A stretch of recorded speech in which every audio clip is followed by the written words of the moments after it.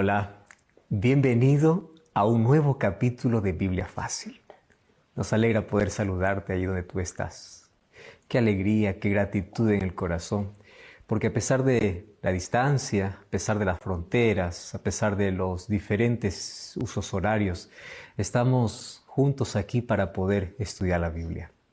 No existe nada más lindo en esta vida para poder separar ese tiempo exclusivo tiene que ver con nuestra salvación. Nuestro tiempo, todos tenemos el mismo tiempo y cada uno decide cómo usarlo y cada quien lo usa de diferentes maneras. Pero qué felices son aquellos que dedican en el tiempo que tienen para poder interesarse en su salvación. Interesarse en el estudio de la palabra de Dios. Y ese interés es producido por el Espíritu Santo. Me alegra mucho cuando puedo encontrar a personas que dicen, tengo ese interés de poder conocer más. ¿Más de quién? Más de Jesús, más de la Biblia. Eso no es un interés natural. Es el interés que el Espíritu Santo coloca en nuestro corazón. Es la evidencia de la obra maravillosa del Espíritu, llamándonos siempre para un mayor conocimiento y un mejor relacionamiento con Jesús.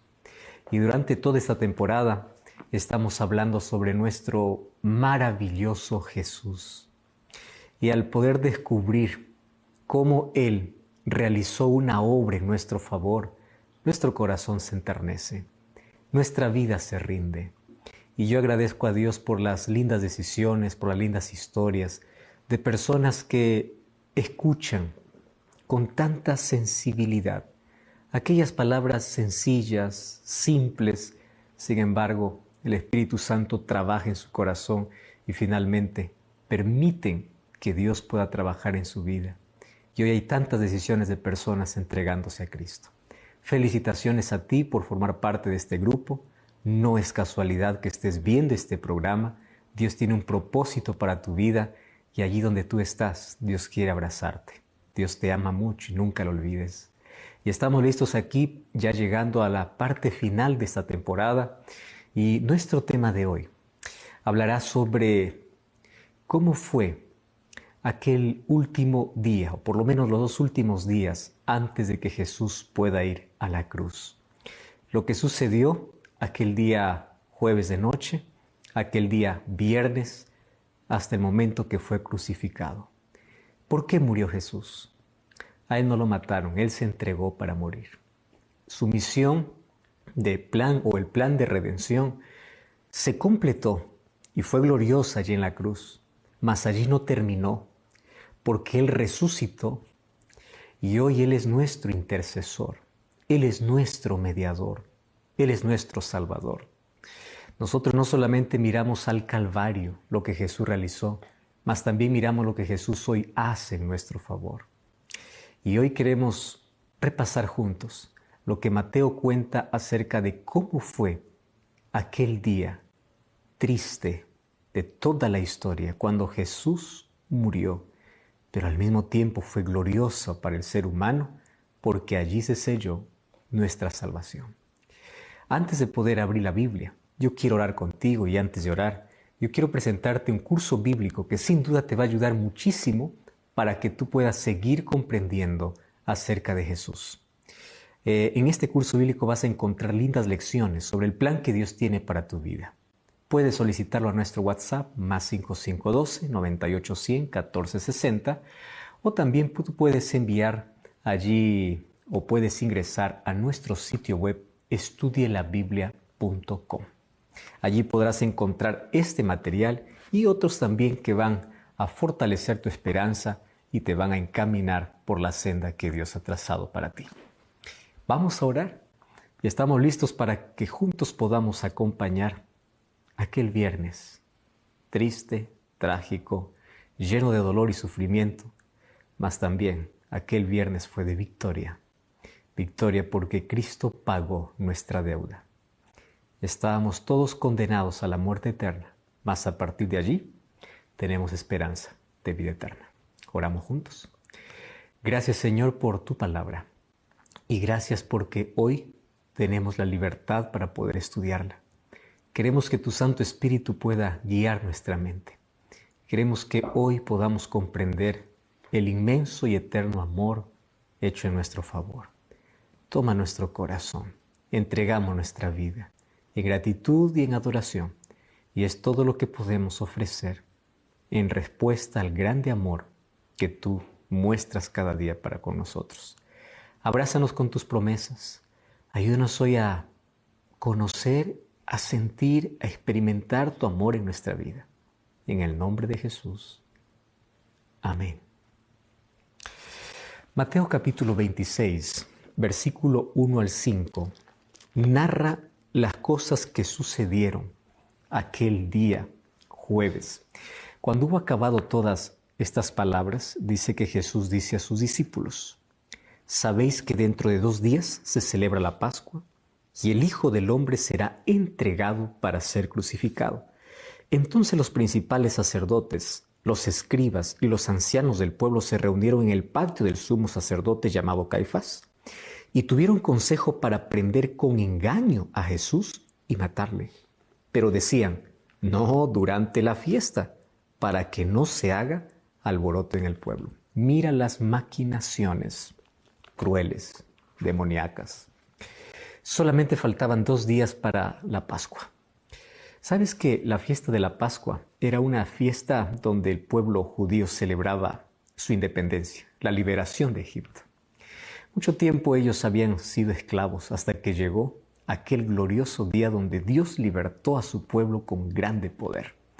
En Éxodo podemos ver que 10 plagas fueron la manifestación de poder de Dios para librarlos de la esclavitud mientras estaban en Egipto. Y la última plaga fue la muerte de los primogénitos de Egipto, pero también la muerte del cordero en la casa de cada israelita, porque a través de la muerte de ese cordero, ellos podrían tener liberación. Ellos tenían que matar un cordero y con la sangre marcar el dintel de sus casas, y eso era la expresión de su fe para que ocurriese el milagro. ¿Y cuál milagro? Para que sus primogénitos no muriesen. Y de allí dice que el pueblo salió de Egipto. Y allí nació la fiesta de la Pascua. La muerte del Cordero se transformó en un símbolo de la muerte de Jesús. Ahora, por su muerte, todos podrían vivir.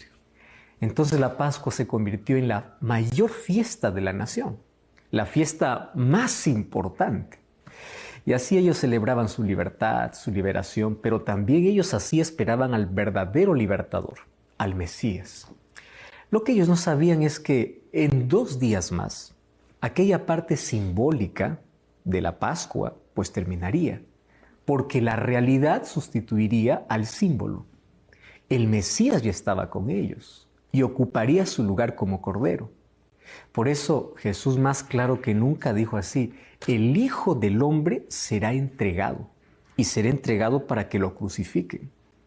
Los jefes de los sacerdotes y los ancianos del pueblo estaban reunidos ahí en el palacio del sumo sacerdote Caifás, y dice que ellos planearon cómo arrestar a Jesús para matarlo.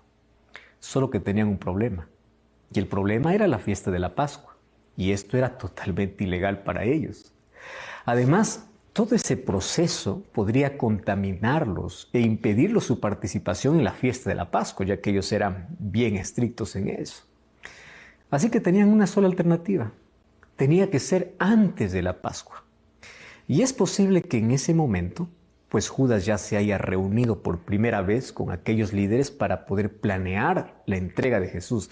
Eso revela Mateo 26, 6 al 13. Y Mateo coloca allí el complot de los dirigentes, y a partir del versículo 6 en adelante habla sobre la cena que Jesús participó en la casa de Simón. Y es interesante porque aquí está juntando algunos temas Mateo. Resulta que esta cena pudo haber sido el sábado anterior según Juan capítulo 12. Simón el leproso, allí en Betania, realizó una cena para honrar a Jesús. Y en gratitud porque Jesús le había curado de la lepra. Esa historia está en Lucas 7, 36 al 40. Así que él invitó a Lázaro y a su familia. Aun cuando para él fuese una situación un poco embarazosa, incómoda, porque parece que él fue quien indujo a María Magdalena en el pecado. Claro, pero no podía ignorar a Lázaro. porque era el discípulo más notable de Jesús que había en Betania, especialmente después que Jesús resucitó a Lázaro. Y allí en esa cena, ahí Mateo nos cuenta que María ungió a Jesús con un perfume muy caro. Con más detalles encontramos esa historia en Juan capítulo 12. Y dice que derramó ese perfume de la cabeza a los pies. Y allí Judas reaccionó contra ella. ¿Para qué este desperdicio?, dijeron. Judas dijo, ¿por qué ese perfume no se vendió por 300 denarios y lo pudimos haber dado a los pobres? ¿Quién valía más para ellos, Jesús o los pobres? Los pobres tal vez. O en el caso de Judas, ni siquiera los pobres, él mismo. Porque Juan, cuando narra esa historia, dice que a él no le importaban los pobres. Lo que le interesaba era el dinero. ¿Por qué? Porque él administraba el dinero. Y él tomaba dinero para sí, porque era ladrón. Los pobres solamente era un pretexto. Pero Jesús no desechó el interés por los pobres. Jesús respondió, a los pobres ustedes siempre lo tendrán. Solo que en este momento, esta mujer, al derramar este perfume sobre mi cuerpo, me está preparando para la sepultura. O sea, la prioridad ahora es el sacrificio verdadero. Es el sacrificio de Cristo en la cruz. Y mira que a partir del versículo 14 hasta el versículo 16 del capítulo 26, dice que Judas pues se sintió reprendido. Y todos los egoístas son personas muy sensibles, porque se ofenden fácilmente y guardan rencor dentro de sí. ¿Por qué? Porque la respuesta de Jesús supuestamente ofendió su dignidad y él quería defenderlo. Algunas personas ante esa situación explotan, se quejan, se sienten maltratados y se llenan la vida de amargura. Otros, en cambio, están en silencio, aguantando y dicen, ya llegará mi momento para vengarme. Y Judas ya venía con ese dolor desde hace más de un año, más o menos. ¿Recuerda cuando Jesús pronunció el sermón del pan de vida? Dice que muchos la abandonaron. Judas allí dejó que las fuerzas destructoras del maligno pudiesen apoderarse de su vida. Y él también decidió separarse, según Juan capítulo 6, versículos 70 y 71. Mas ahora pensó que había llegado el momento para hacerlo. Así que en ese momento fue para hablar con los dirigentes de la nación para poder negociar el precio de la entrega. ¿Cuánto valdría? 30 miserables monedas de plata. ¿Sabes cuánto era eso? El valor de un esclavo. El precio para vender a Jesús ya estaba predicho inclusive por el profeta Zacarías en el capítulo 11, versículo 12. Ese sería el precio de la traición. Pero sabes que el Mesías no tiene ese precio. Él vale lo contrario a la traición. El valor del Mesías es lealtad, fidelidad, servicio, entrega. En realidad no se compra ni se vende.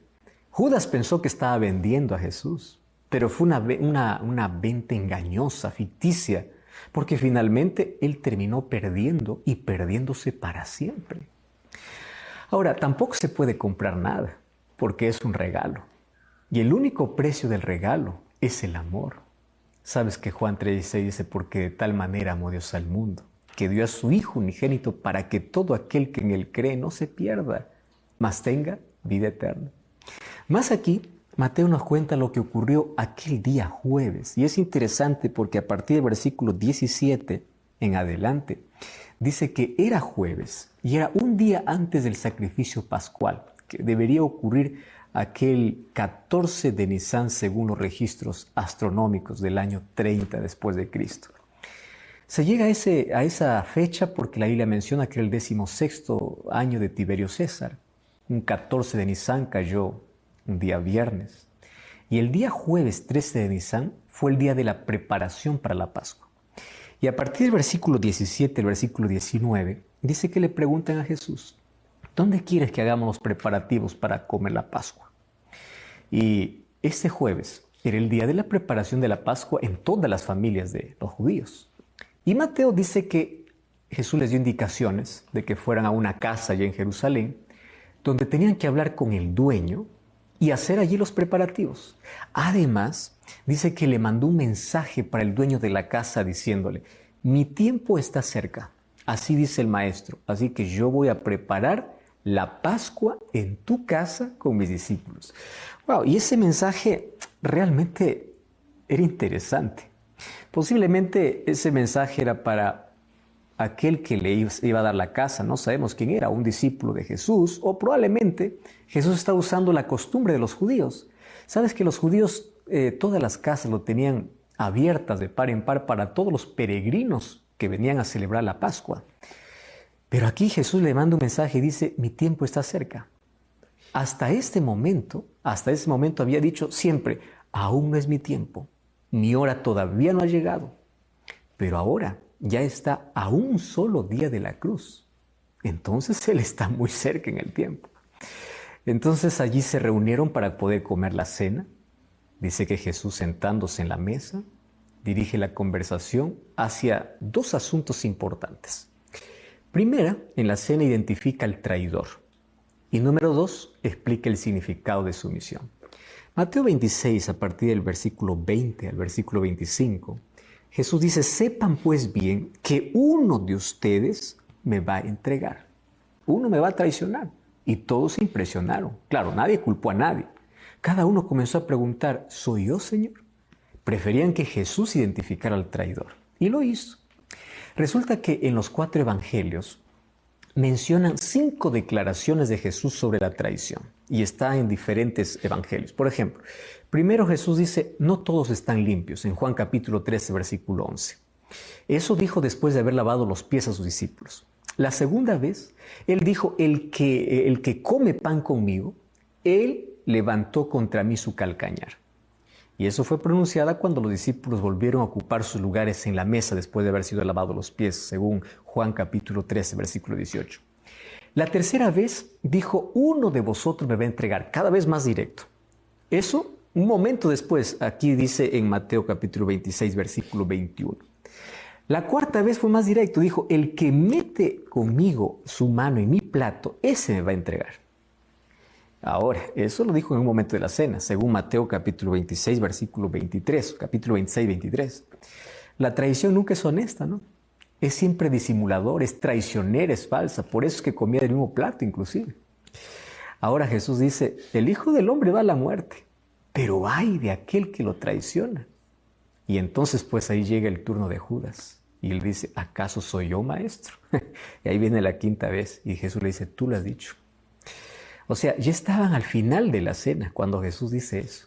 Y estas palabras impulsaron a Judas hacia ya su planeada traición porque ya estaba todo armado. Y él salió y abandonó a los discípulos y a Jesús. Y de ahí cuando estaban comiendo la cena pascual, Jesús instituyó la Santa Cena o la Cena del Señor con el objetivo de explicar a sus discípulos el significado de su misión en esta tierra y cuál sería el verdadero sentido de su muerte. En lugar de ofrecer la tradicional explicación sobre la Pascua, que siempre allí tenían como costumbre que el padre de familia debía explicar en ese instante de la cena por qué celebran la Pascua, Jesús explicó el significado de los símbolos de otra manera. Dice que tomó el pan sin levadura de la Pascua, lo dio a sus discípulos y les dice así, tomad y comed, porque esto representa mi cuerpo. O sea, no lo pueden comer literalmente, porque comida literal tampoco es solamente un símbolo. Eso está diciendo, esto pueden comer espiritualmente. ¿Qué está diciendo Jesús? Yo entregaré mi cuerpo en la cruz, para que cuando esté quebrantado y ustedes acepten por fe mi sacrificio, ustedes tengan vida y la tengan para siempre. Entonces, Jesús está diciendo, la liberación que yo les traigo ahora es mayor que la liberación de Egipto, porque ahora los estoy libertando del pecado. Entonces, la Pascua, a partir de allí, se convierte en un símbolo que anunciaba la muerte de Jesús hasta el futuro. Por eso es que la Santa Cena, como una nueva Pascua, es un recuerdo de la muerte de Cristo que ya está realizado y la promesa de su retorno para vida eterna. Y a partir del versículo 26 hasta el versículo 30 dice que después Jesús tomó la copa con vino sin fermentar y les dijo, beban, esta es mi sangre del nuevo pacto, derramada por muchos para perdón de los pecados. Es claro que no está hablando de sangre literal, lo dijo en un sentido espiritual, porque solamente pueden beberla si tienen fe. Sin fe, los que beben es apenas un jugo de la vid, nada más. Vida no reciben. Pero si aquel que bebe ese símbolo cree que cuando bebe el vino del nuevo pacto, ese vino se vuelve simbólico en la sangre de Jesús. O sea, deja de ser un simple vino y llega a ser un símbolo. No te estoy diciendo que el vino se transforme en sangre. No te estoy diciendo que se transforma. Estoy diciendo que se convierte en símbolo de la sangre de Jesús.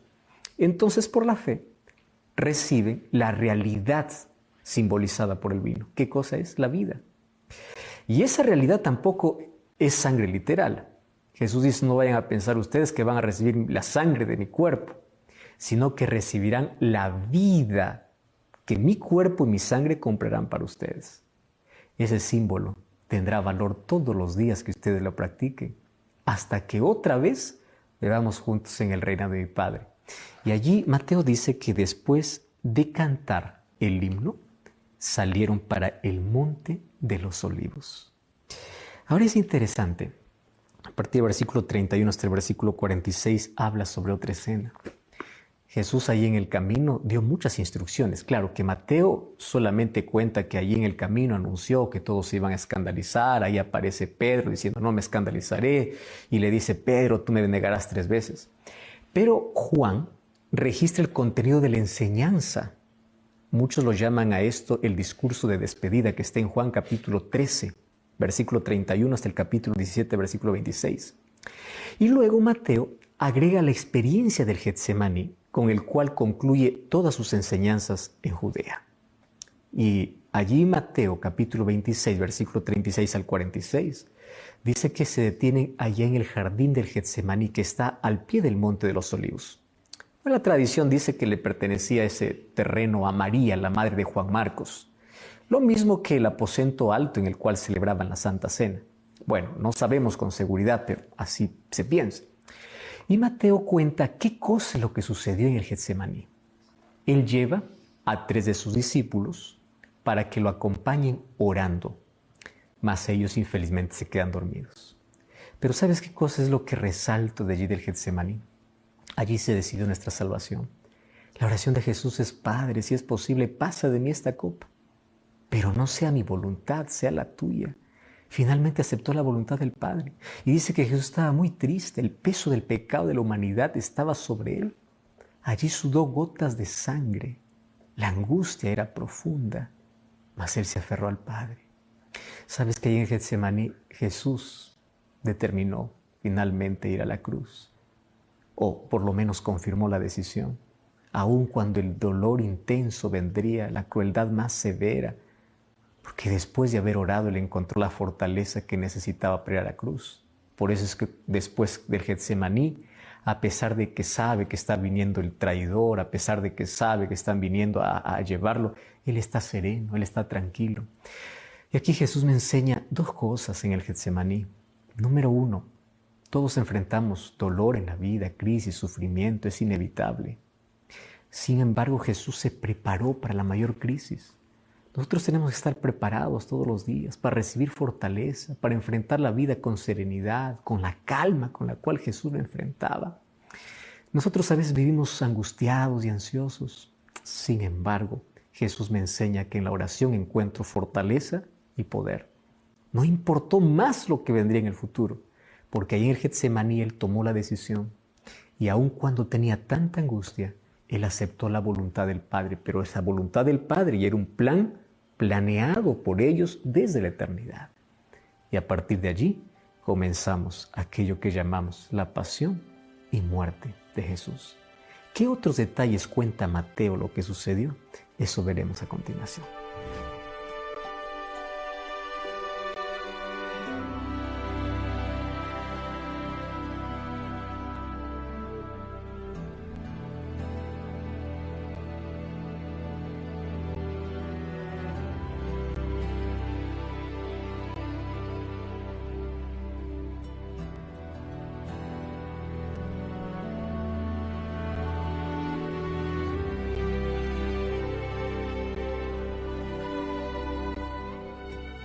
Mateo capítulo 26, versículo 47 hasta el versículo 50, Dice que buscaron a Jesús como si fuese un guerrillero o un bandido, por lo menos en versículo 55. La turba estaba armada con espadas y palos. Qué ironía, ¿verdad? Los líderes religiosos de la nación habían enviado a la guardia del templo para poder arrestar al mejor hombre de la nación, a Jesús. Y Jesús estaba solo, claro, solo con sus 11 discípulos, porque ya no tenía 12, uno lo había traicionado. Y esta es otra ironía.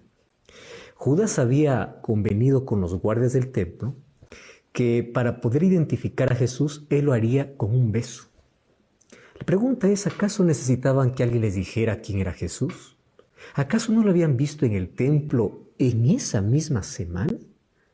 Y qué irónico, un beso. Y el texto bíblico original dice fue un beso de profundo sentimiento emocional.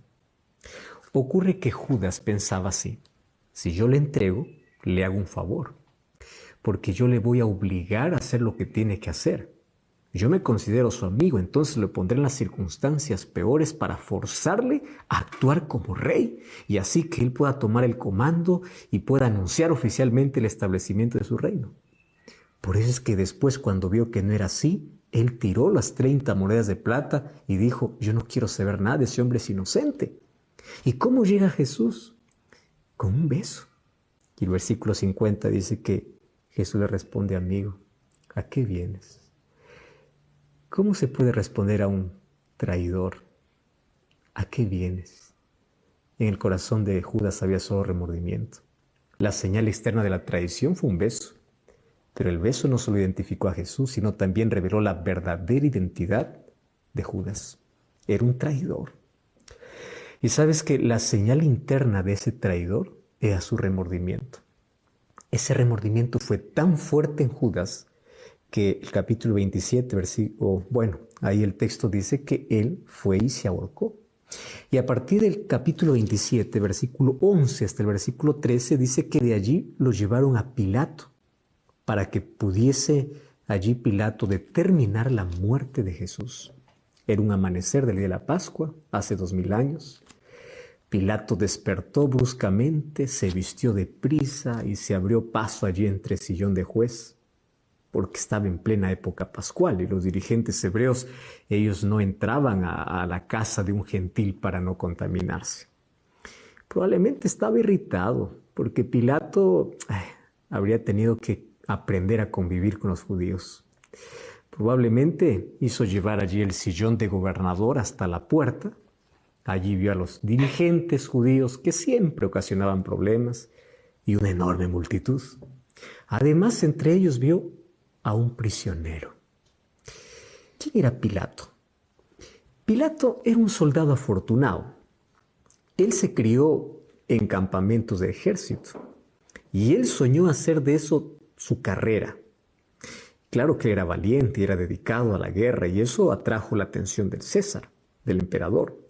Entonces, cuando se le preguntó qué recompensa deseaba, pues él se ofreció para el cargo de gobernador de Judea. Pero Pilato sabía que si fracasaba en ese cargo, su carrera llegaría a su fin. Si lograba tener éxito en mantener la paz en esa provincia difícil, porque era muy complicado gobernar allí, eso significaba que le esperaba un puesto más alto. Y eso era el sueño de toda su vida. Vamos a analizar un poquito su trasfondo para entender por qué actuó como actuó. Y aquel viernes de mañana estaba allí como representante del emperador. Los soldados estaban listos para cumplir las decisiones que él tome.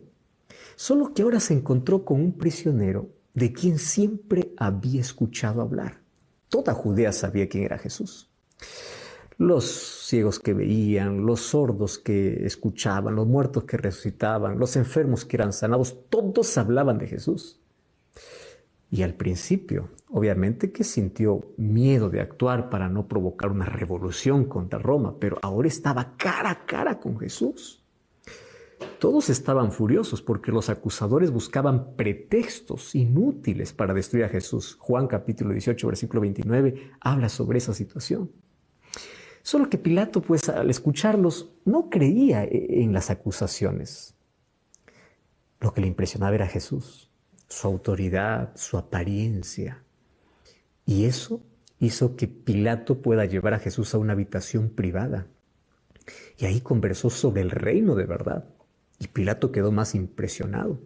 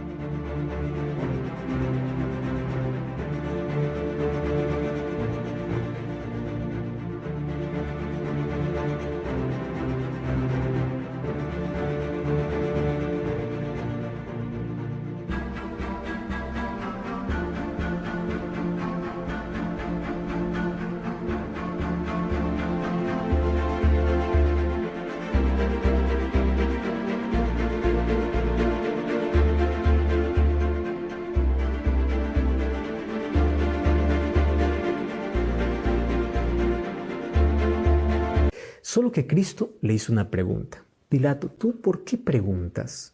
¿Porque realmente tienes un deseo sincero de saber? ¿O alguien puso en tu mente sobre mi obra y mi reino?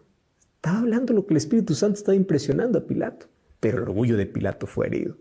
¿Cómo puedes esperar que yo crea? ¿Acaso tú no sabes que yo puedo destruirte o soltarte? Le dice arrogantemente Pilato. Y Jesús le dice, no, tú no puedes hacer nada. Porque todo lo que tienes es dado por el de arriba. Y ahí Pilato le dice, ¿eres tu rey? Jesús le dice, mi reino no es de este mundo. Pilato le responde, ¿cuál es tu reino? Y allí Jesús le dice, yo he venido para dar testimonio de la verdad. Y ese diálogo es interrumpido, no sé por qué. Porque Pilato respondió, ¿qué es la verdad? Solo que allí, en lugar de quedarse escuchando, él salió para escuchar a los dirigentes judíos. Y claro, a partir de allí se esforzó para liberarlo, pero los dirigentes no querían saber nada. Y en su frustración, pues no sabía qué hacer, porque Jesús seguía allí parado frente a él y él estaba allí. ¿Qué hago? Él es inocente, te están acusándolo. ¿Qué hago? Mira lo que hace Dios. Resulta que un ángel había sido enviado para darle un sueño a la esposa de Pilato. Y ella vio la escena del juicio. Ella vio a Jesús como rey regresando en gloria. Lo vio como juez omnipotente. Vio cómo su esposo estaba siendo condenado. Así que escribió, hizo una nota rápido, envió al mensajero, lo envió a Pilato. Pilato lo leyó. Era una evidencia más. Libera a ese hombre, es inocente. Pero ahí tiene la presión de la gente. Y en su afán de liberar, cometió un error. Y él le dice, yo lo voy a soltar después de castigarle. Él no había encontrado ningún mal en él. Y él pensó así, si la gente ve un poco de tortura, un poco de sangre, es suficiente. Y la flagelación romana, tú sabes que podría llevar hasta la muerte, porque antes flagelaban con correas de cuero que tenía piezas de metal o huesos en la parte final para poder azotar.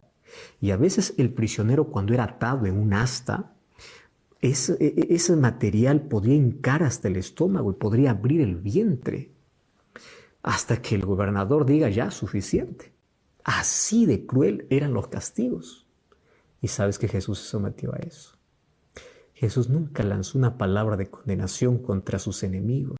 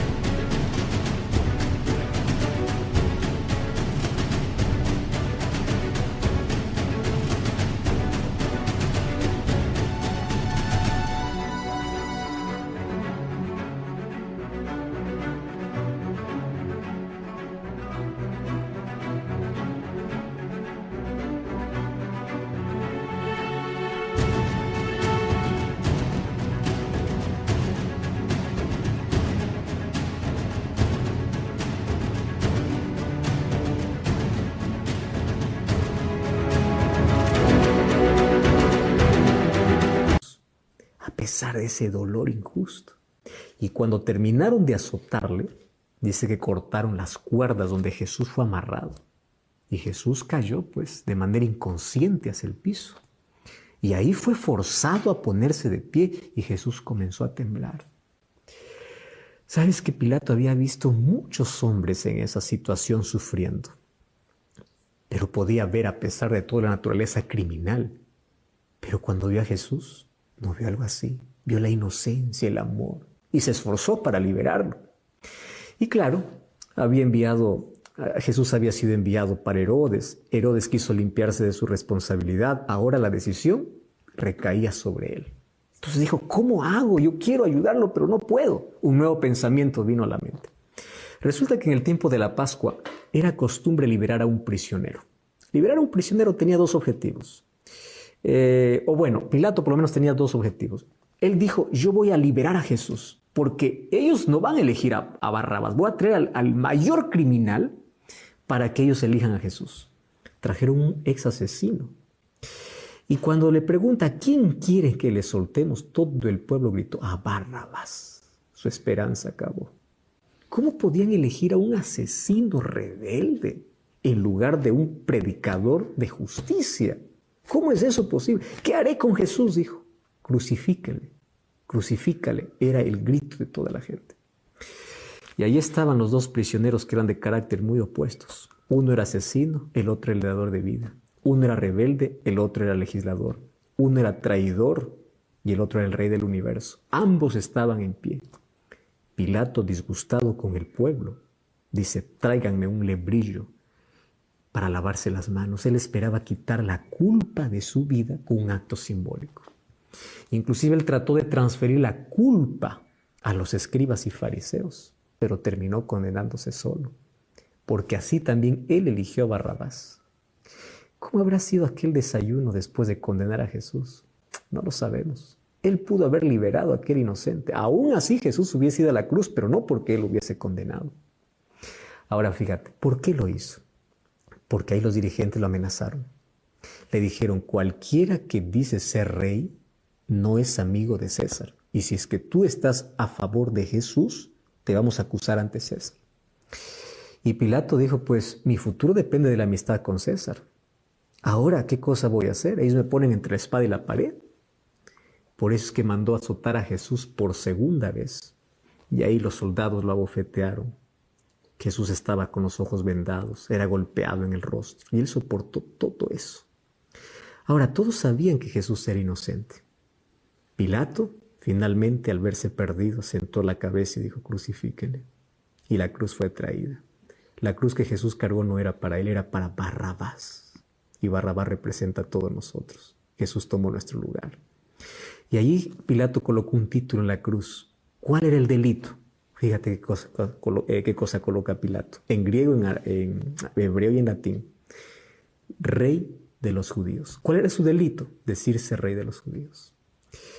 Pilato pudo haber detenido las burlas en cualquier momento, pero como más pensó en su ambición y en su miedo de perder su puesto, su trabajo, permitió todo. ¿Sabes cuál es la triste historia de su final? Pocos años después de la crucifixión de Jesús, Pilato fue destituido de su cargo.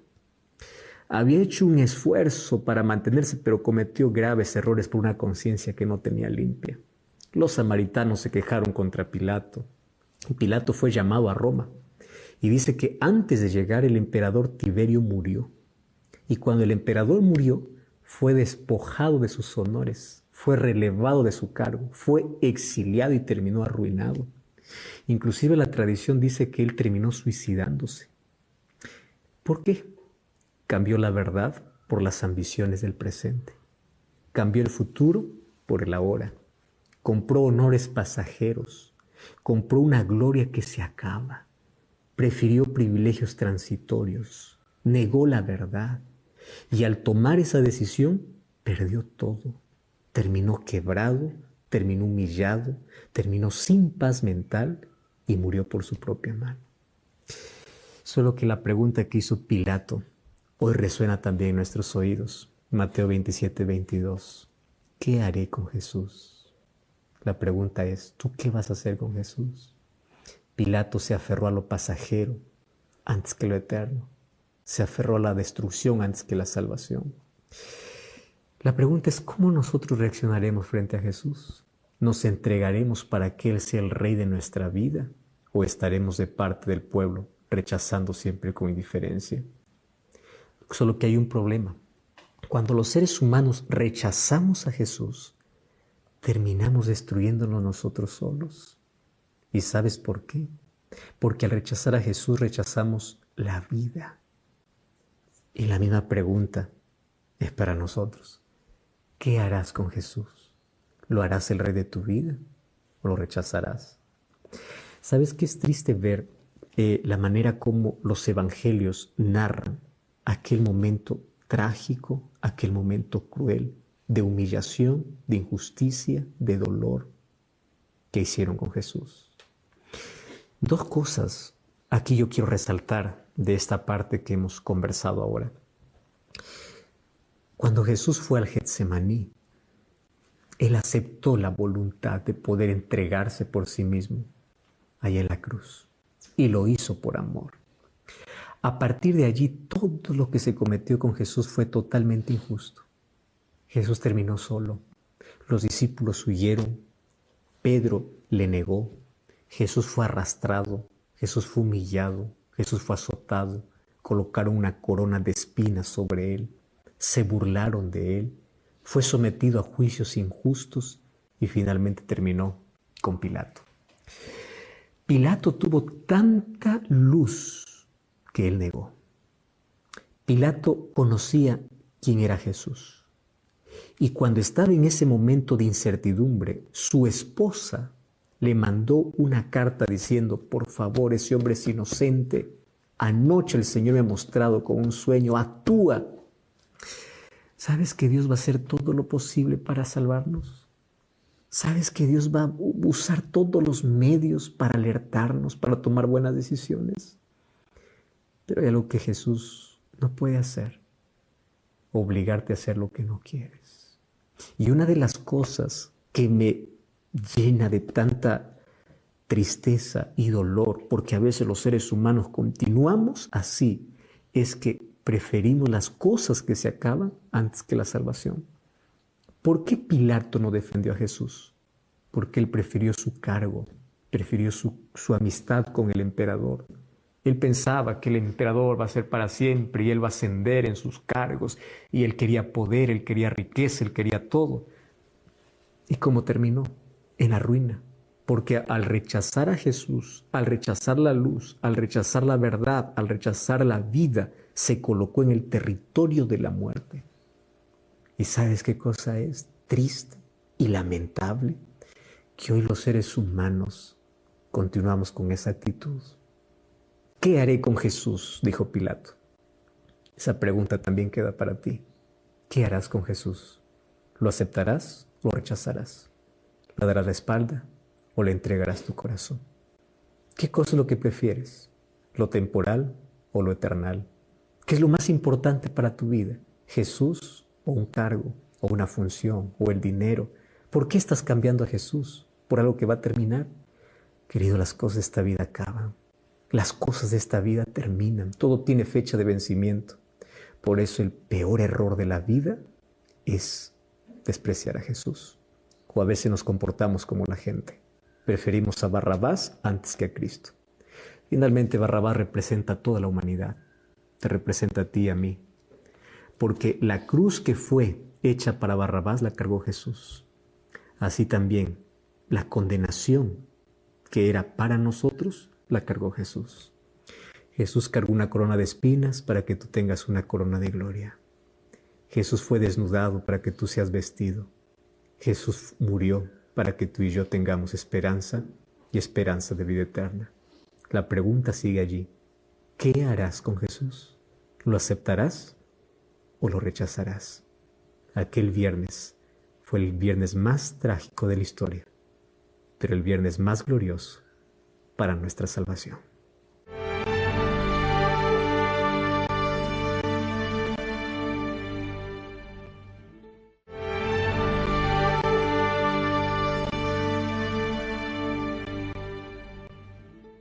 Aquel día viernes fue un día triste en nuestra historia, pero al mismo tiempo un día de victoria, porque nuestra salvación fue sellada en la cruz.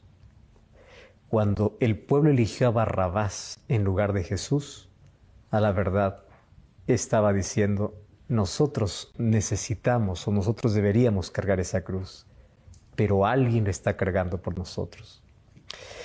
En aquel día aparecen 3 personajes de entre toda la multitud que resaltan.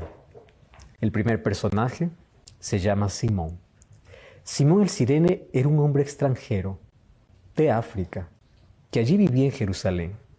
Los hijos de él ya eran seguidores de Jesús. Sus hijos ya le habían hablado muchas veces quién era Jesús. Dice la Biblia que él llegaba temprano después de haber estado en el campo y cuando llega a la ciudad encuentra todo ese alboroto. Y él tiene compasión y él recuerda lo que sus hijos le habían hablado sobre Jesús. Y al tener compasión y al ver que Jesús cae por aquella cruz pesada, los soldados romanos le obligan a ayudarle a cargar la cruz. Yo imagino que en ese momento Simón pensó y reflexionó en lo que sus hijos le habían contado más de una vez, que Jesús había dicho que quiere ser mi discípulo, tome su cruz y sígame. Solo que obviamente ese momento era circunstancial. Pero él cuando llegó hacia el monte donde fue crucificado Jesús, o hacia el lugar donde fue crucificado Jesús, no solamente dejó la cruz, se quedó presenciando hasta el final. No sabemos en qué lugar de la multitud estaba, pero una de las cosas que más le impresionó es que a pesar de todo el maltrato, él siempre actuó con amor. Y eso enterneció su corazón. Otro personaje que aparece aquel día es el ladrón que está crucificado al lado de Jesús. En sí fueron crucificados 2 ladrones y a Jesús lo colocaron en el centro como diciendo, este es el más criminal de todos. Los 2 ladrones estaban muriendo por consecuencias de sus actos y los 2 estaban sufriendo lo mismo. Sin embargo, cada uno tomó una decisión diferente. Aquel que estaba sentado a su derecha reconoció que Jesús era el Salvador.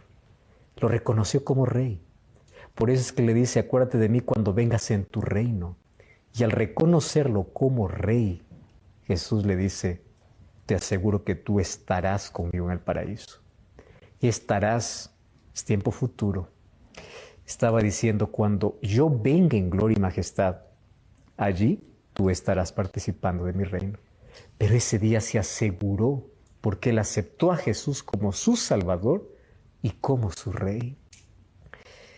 Encontramos también en la historia de aquel viernes a un soldado romano que después de haber presenciado todo lo que se hizo con Jesús, él reconoció así, verdaderamente, este es un hijo de Dios.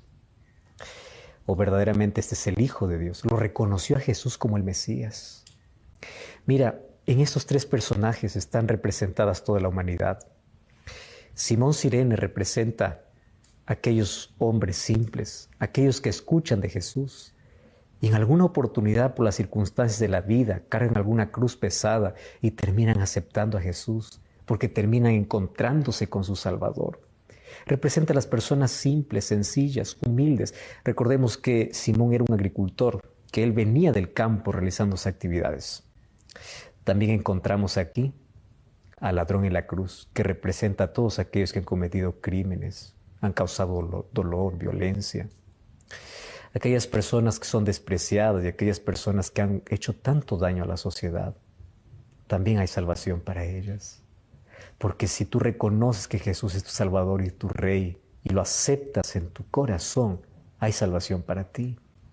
Y aquel hombre, aquel soldado que reconoció a Jesús como el Hijo de Dios, representa a toda la gente que tiene cultura, educación, funciones, cargos, les va bien en la vida, pero se sienten atraídos por el amor de Cristo. Finalmente, en todos esos personajes, toda la humanidad estaba representada. Algunos se burlaban de él, otros lloraban y otros lo aceptaban en su vida. La pregunta es, ¿en qué lugar tú estabas? ¿Cerca de la cruz? ¿Lejos de la cruz? ¿Cargando la cruz? ¿Reconociendo a Jesús? Hoy tú no necesitas llevar un crucifijo en el pecho. Tú necesitas a Cristo en el corazón. Hoy tú no necesitas cargar una cruz en algún lugar del cuerpo. Tú necesitas cargar la cruz de manera simbólica, renunciando a tu vida para poder seguir a Jesús. Por eso Pablo decía, ya no vivo yo, Cristo vive en mí. Y tengo una invitación muy especial para ti. No sé tu historia, no sé a qué representas, pero todos hoy tenemos la misma oportunidad de ser salvos por la gracia de Cristo. Y en el nombre de Jesús, ríndete a Él. En la cruz Jesús murió con los brazos abiertos para darte la oportunidad de salvación. Hoy Jesús continúa con los brazos abiertos para recibir al más miserable, al más despreciado, al que se hundió, al que se cayó en la vida, aquel que no tiene más oportunidades. Jesús continúa con brazos abiertos. La pregunta es, ¿tú continuarás con el corazón cerrado? Esa respuesta lo tienes tú. Jesús hizo todo para salvarte. La pregunta es, ¿aceptarás o rechazarás la salvación? Jesús hoy continúa llamando a sus hijos. Y todos nosotros necesitamos mirar a la cruz. Ahora es un hecho histórico, porque Jesús finalmente resucitó y hoy está desde el cielo diciendo o llamando a todos los pecadores para encontrar salvación. El Espíritu Santo está trabajando en tu corazón y el Espíritu Santo lo que hace es traer el sacrificio de Jesús para aplicarlo en tu vida. De nada sirve todo lo que Jesús hizo si tú no lo aceptas. Ese sacrificio es válido solamente cuando aceptas a Cristo. ¿Ya lo aceptaste en tu corazón? ¿Lo quieres aceptar en este momento? Acompáñame en esta oración. Gracias, Señor, por tu palabra. Gracias por tu sacrificio. Gracias por todo lo que hiciste en nuestro favor. En gratitud te entregamos nuestra vida.